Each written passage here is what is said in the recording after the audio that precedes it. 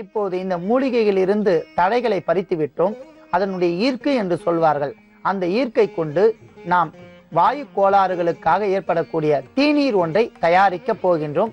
அந்த தீநீரை தயாரிப்பதற்கு முதலில் நாம் 100 மில்லி அளவிற்கு தண்ணீரை நன்றாக காய்ச்ச வேண்டும்.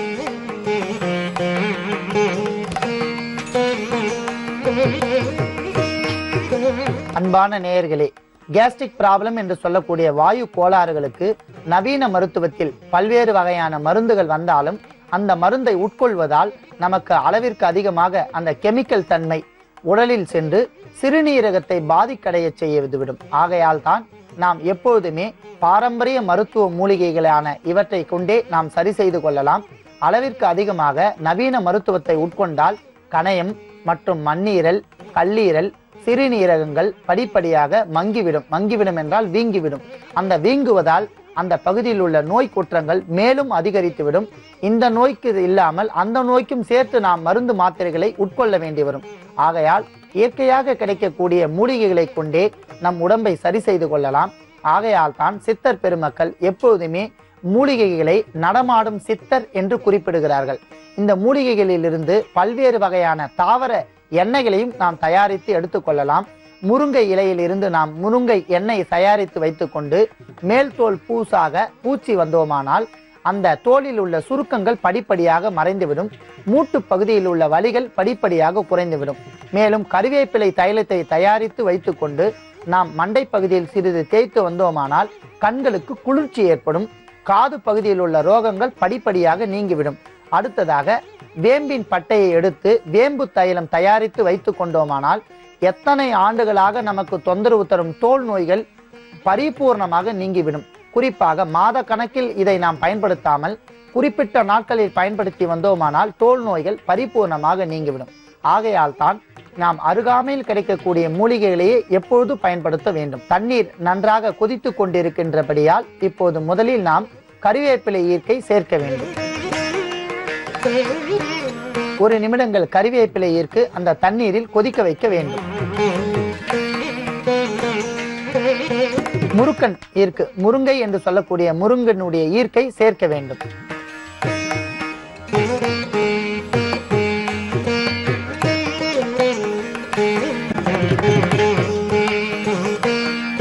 நாம் வேப்பிலை ஈர்க்கை சேர்க்க வேண்டும்.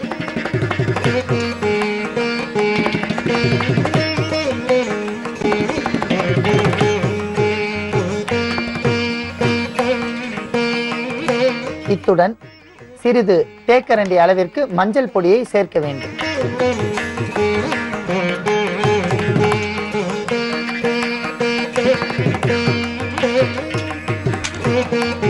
இறுதியாக சுண்ணாம்பு நீரில் தூய்மையாக ஊற வைத்து எடுத்து வைத்துக் கொண்டுள்ள சுக்கை ஒரு சிறு துண்டு அளவிற்கு சேர்த்துக் கொள்ளலாம்.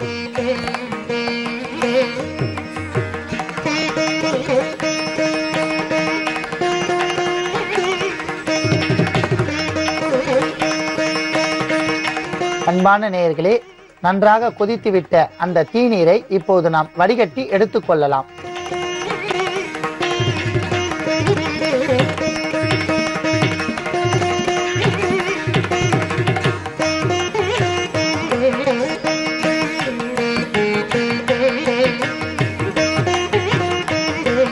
அன்பான நேயர்களே, மஞ்சள் தூள் சேர்த்ததனால் இரத்த மஞ்சள் கலரில் கிடைக்கக்கூடிய இந்த தீநீர் குடிப்பதற்கு மிகவும் சுவையாக இருக்கக்கூடிய அற்புதமான ஒரு தீநீராகும்.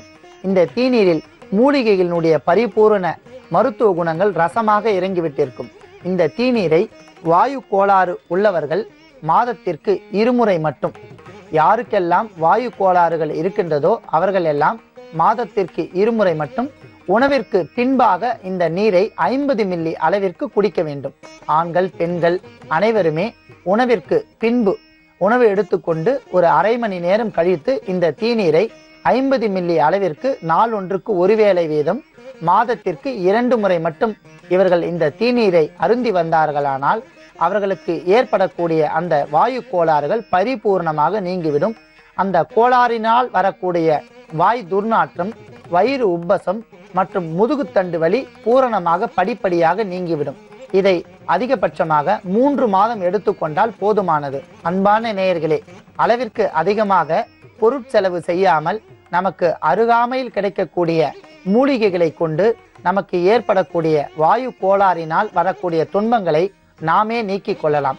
ஆகையால் நேயர்கள் அனைவரும் இந்த தீநீரை நீங்களும் தயாரித்து பிறருக்கும் கூறும்படி நோயின்றி வாழ